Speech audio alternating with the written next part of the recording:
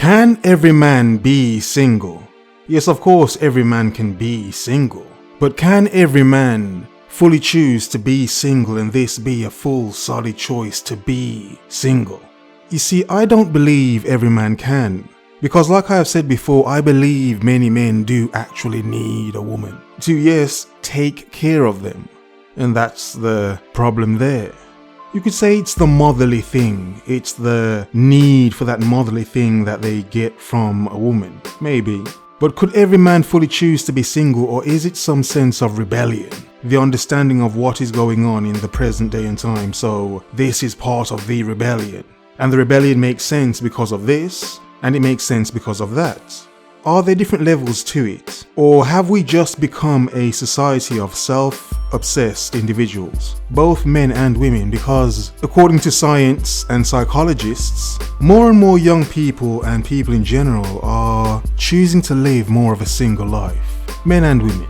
So are we really falling into this dark sci-fi noir future where we are so locked to our devices, our phones, our tech, that we have in some sense lost some of our humanity?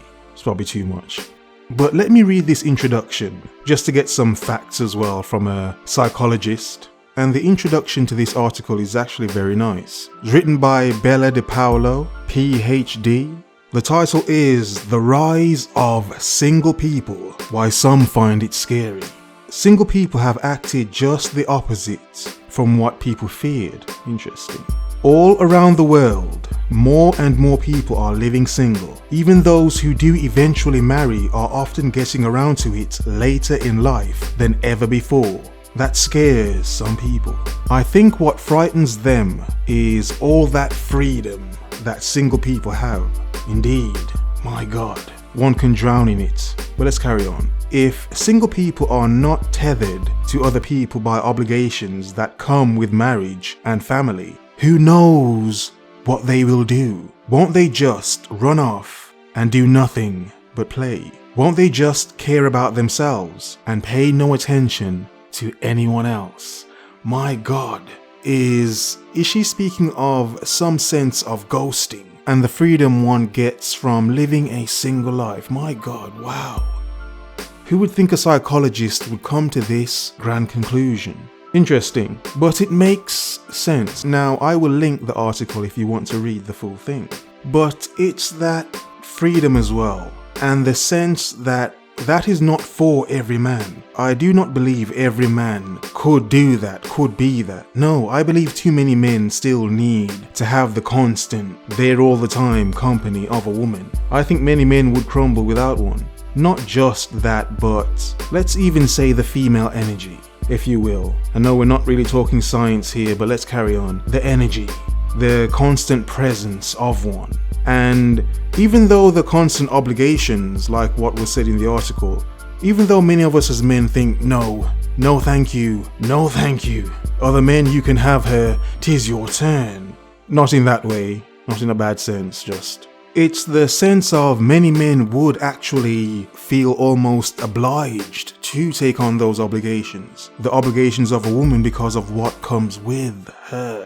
They may see the faults, they may understand it, but just to have the presence of her, that energy, that warmth, that almost blanket-like glove hold they may get from a woman, and they will do all manner of things just to maintain that. The thing is, regardless of if you can be a single man, a bachelor man, or if you would forever prefer to be a married man, a heavily committed man, a man obliged to be there and to do things for this woman, then in whatever your pursuit or your path, always remember as a man to never give your full 100. Yes, we have become somewhat selfish, but the point is, it's more a sense of being able to save yourself, having some sort of lifeline where you have not fully committed to this, let's say, chasm. Somewhere along the wall there is a line that when things get too hot or are about to erupt, you can climb out, you can escape. Every man should learn to have something in reserve, just in case, because you never know.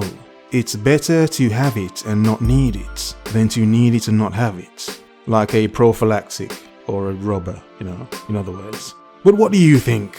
Men of the world, men of the East, men of the West, do you think we have just become so selfish as human beings? Or do you think there is some hidden agenda going on here? The powers that be behind the scenes controlling things, pulling strings here and there? Or is it a personal rebellion against society for the way things have become already? It's not a sense of anything mysterious, we can see the results, let's say, already.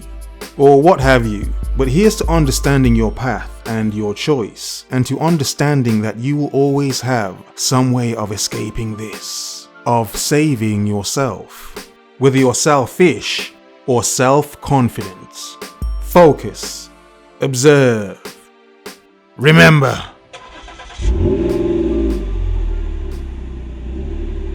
The world is yours. Have a nice day.